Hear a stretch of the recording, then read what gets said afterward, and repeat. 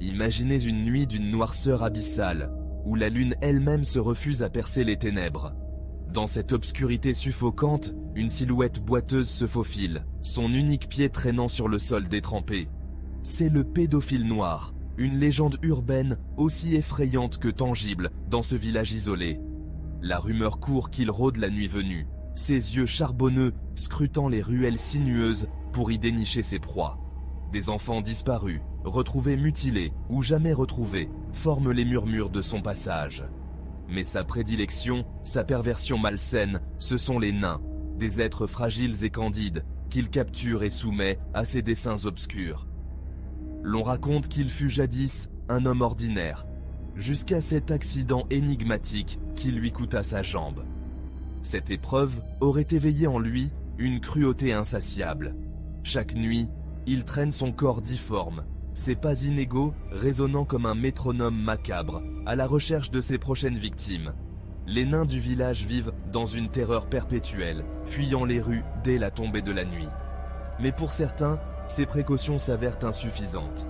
Une fois capturés, ils sont emmenés dans une cabane reculée, dissimulée au cœur de la forêt.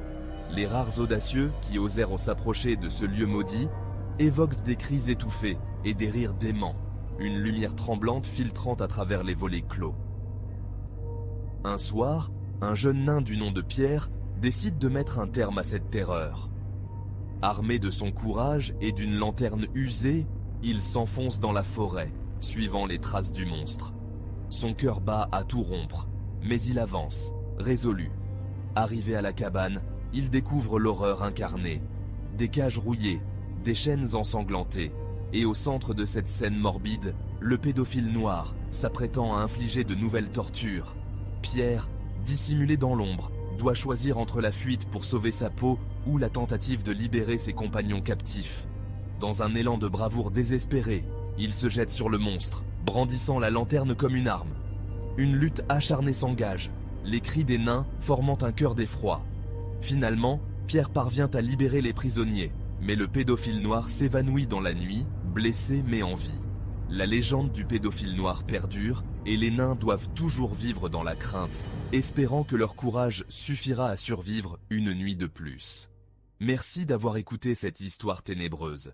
N'oubliez pas de vous abonner pour découvrir d'autres contes terrifiants. Bonne nuit et prenez garde aux ombres.